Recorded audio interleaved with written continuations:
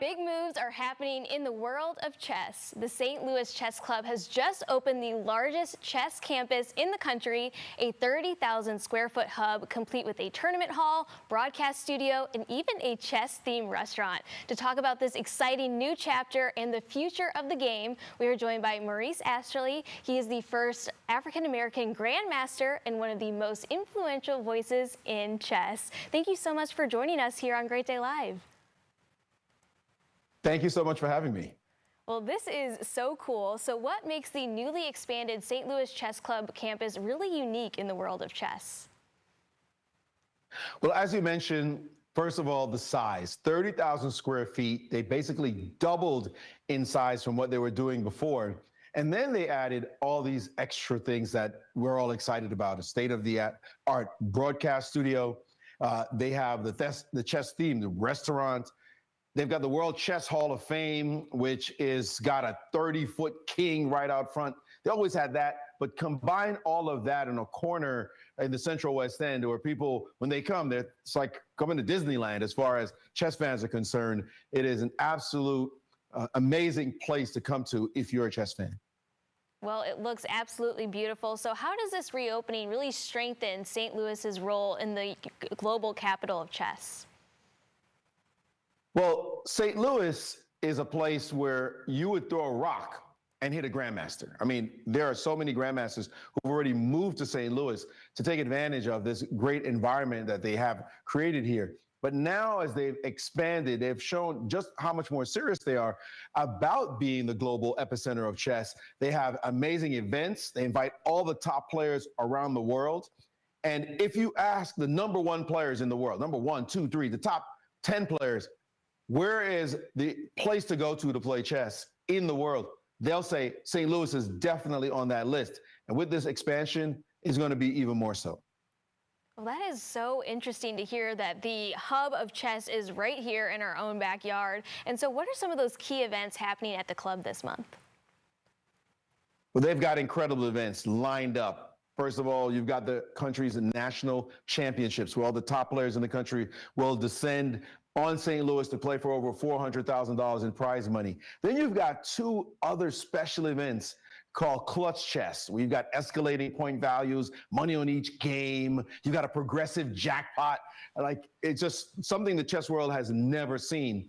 And you'll have the best players from the past, Garry Kasparov, who is a 15-year world champion.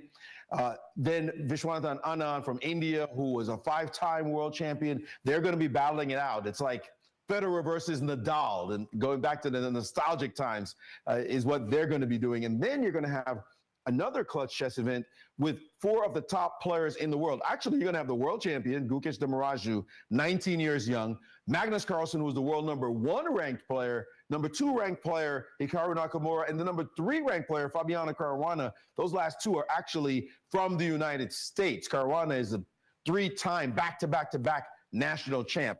They're all going to be playing in this event at the end of the month. So October is a chess festival here in St. Louis. Oh, that is so fun to hear. But how is the club really inspiring and educating the next generation of chess players?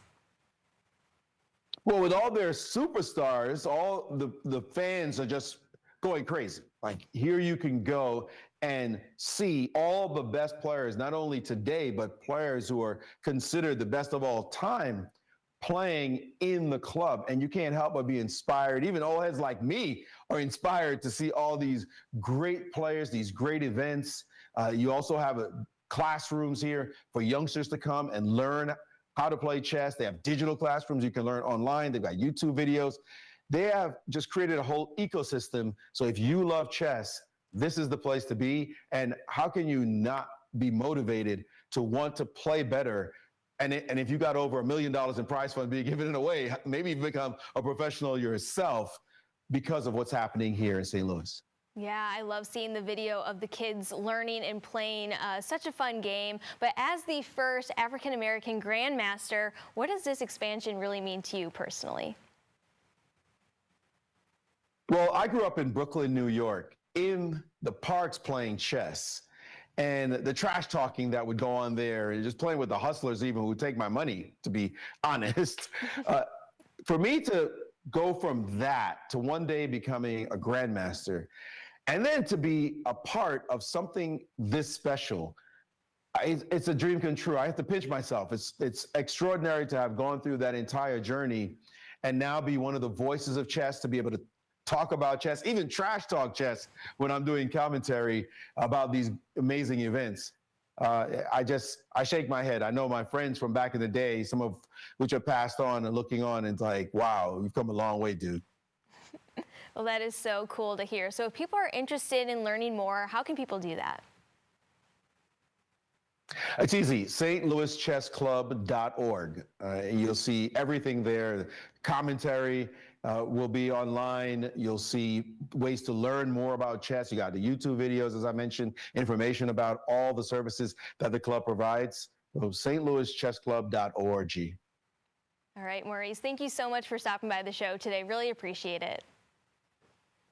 Thanks so much for having me.